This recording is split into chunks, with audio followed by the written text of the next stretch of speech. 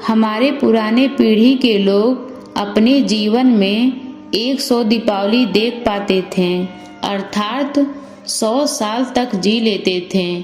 लेकिन आज के ज़माने में 60 या 70 साल का जीवन भी अधिक माना जाता है, और उसमें भी जो लोग अच्छे होते हैं वो और भी कम उम्र में इस दुनिया को छोड़कर मृत्यु को प्राप्त कर लेते हैं।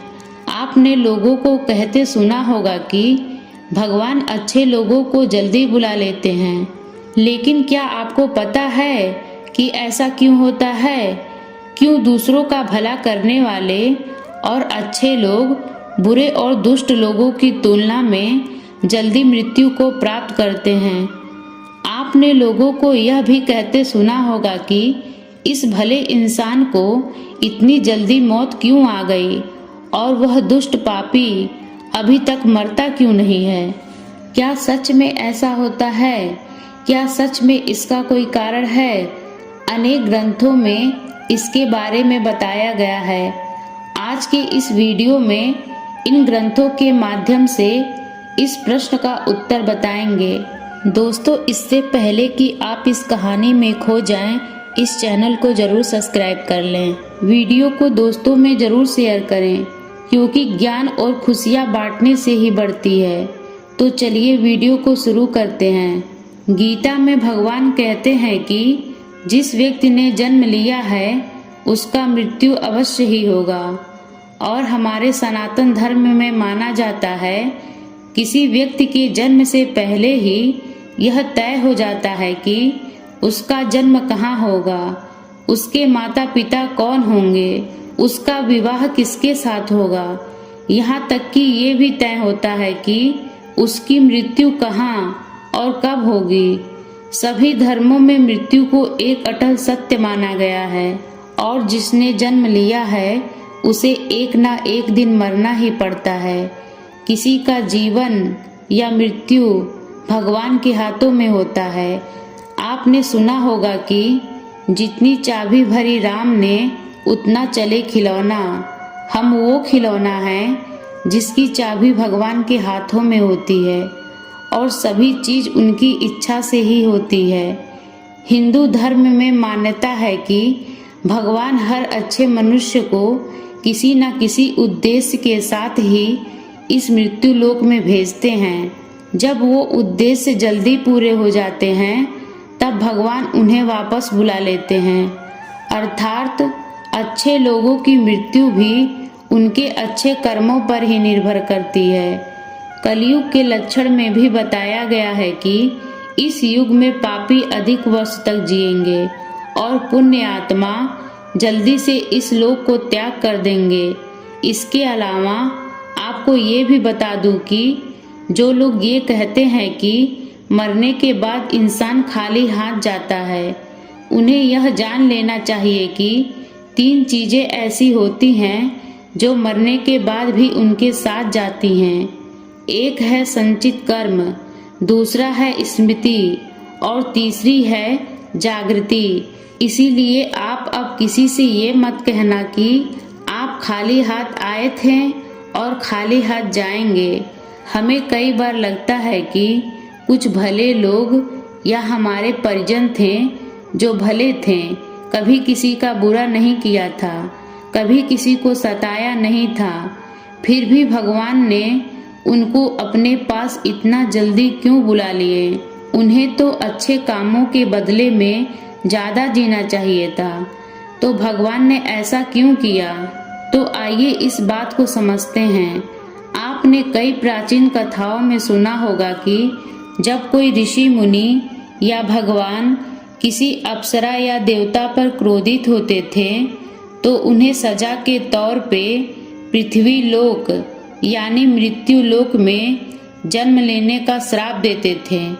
ये मृत्यु लोक दूसरे लोकों की तुलना में ऐसी भयानक और दुखदायक जगह है जहाँ सजा के तौर पर देवताओं और अप्सराओं को भेजा जाता था, और सजा मिलने पर वो देवता और अप्सरा गिड़गिड़ाते थे कि हे प्रभु, हमसे गलती हो गई, हमें माफ़ करें और हमारी सजा कम करें। यह मृत्यु लोक समस्त ब्रह्मांड में ना तो अच्छी जगह है और ना ही बुरी जगह है। आप इसे कर्म भूमि भी कह सकते हैं और कर्मों के हिसाब से ही आपकी आगे की यात्रा तय होती है। जब हम जन्म लेकर यहाँ आते हैं तो हमें इस मृत्यु लोक की माया जाल और मोह माया घेर लेती है और हमें यह मृत्यु लोक अच्छा लगने लगता है। हमें इस मृत्यु लोक और यहाँ के रहने वाले लोगों से मोह हो जाता है। हम इस मृत्यु लोक को छोड़कर नहीं जाना चाहते और अगर हमारा कोई साथी इस लोक को छोड़कर चला जाता है तो भी हमें दुख होता है। जब किसी इंसान की मौत होती है तो वह जीव आत्मा यमराज के पास जाती है और वहाँ उसके कर्मों का लेखा जोखा होता है। उसमें देखा जाता है कि उस जीव आत्मा ने अच्छे कर्म किए हैं या बुरे कर्म किए हैं। अगर किसी जीव आत्मा ने मृत्यु लोक में बहुत बुरे कर्म किए हैं, बहुत ज़्यादा लोगों को सताया है, लूटा है, दुख पहुंचाया है, तो उसे दूसरे जन्म में उन सभी के साथ हिसाब चुकता करना पड़ता है और उसी कारण उस जीवात्मा को लंबा जीवन काल मिलता है। यदि जीव आत्मा ने अच्छे कर्म किए हैं तो उसे अगले जन्म में कम सांसें दी जाती हैं। कई लोग कहते हैं कि अच्छे काम करने वालों को लंबा जीवन देना चाहिए और बुरे काम करने वालों को कम जीवन देना चाहिए, लेकिन भगवान ने जो व्यवस्था बनाई है वह सही और उत्तम है, क्योंकि इस मृत्यु लोक में रहना और जीवन व्यतीत करना हमारा लक्ष्य नहीं है।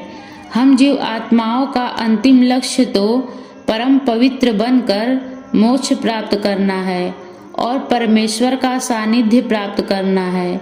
हर एक जन्म के साथ हमें अवसर मिलता है कि हम अपनी चेतना की स्तर को अच्छे काम करके ऊपर उठाएं, क्योंकि हम बुरे काम करते हैं तो हमारी चेतना का स्तर नीचे गिर जाता है और हमें हजारों और कई बार तो करोड़ों सालों तक इस मृत्यु लोक में दुखों को झेलना पड़ता है।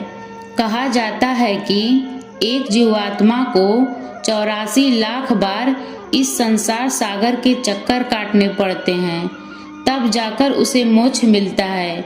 लेकिन जो जीवात्मा अच्छे हैं, भले काम करते हैं, वह जीवात्मा जल्द से जल्द शुद्धता प्राप्त कर लेते हैं और कुछ ही जन्म होने के बाद मोक्ष प्राप्त कर लेते हैं।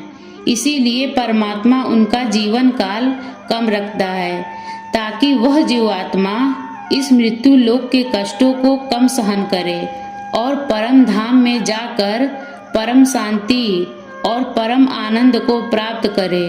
और जिस जीवात्मा ने मृत्यु लोक में बुरे काम किए हैं, उसे इस मृत्यु लोक की यातनाओं को ज्यादा देर तक सहन करना पड़ता है और कई हजारों लाखों जन्म के बाद ही उसकी आत्मा पवित्र होती है, तब जाकर उसे परम धाम की प्राप्ति होती है।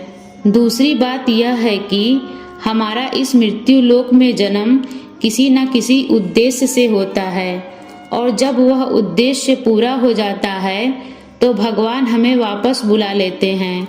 ऐसा नहीं है कि सभी लंबा जीवन जीने वाले लोगों ने पूर्व जन्म में बुरे काम ही किए हों, लेकिन वह अभी जीवित हैं, तो इसका मतलब यह है कि उसके जीवन का उद्देश्य अभी तक पूरा नहीं हुआ है।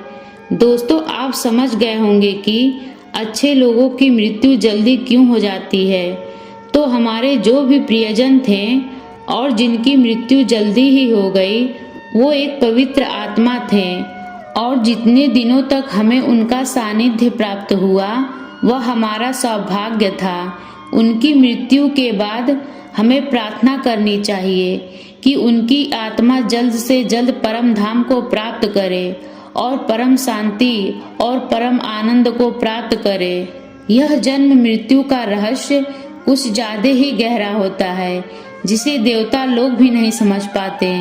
इसीलिए दोस्तों, आज से अपने जीवन को सार्थक बनाने के लिए अपने गलत आदतों को छोड़कर अच्छे आदत अपनाएं। धर्म और तपस्या में मन लगाएं, क्योंकि ईश्वर सर्वशक्तिमान है और वही हमारा बेड़ा पार कर सकता है। दोस्तों, आशा करती हूँ कि आज की ये वीडियो आपको पसंद आई होगी। वीडियो पसंद आए तो हमारे चैनल को ज़रूर सब्सक्राइब करिएगा, वीडियो को लाइक करिएगा। वीडियो देखने के लिए आपका बहुत बहुत धन्यवाद।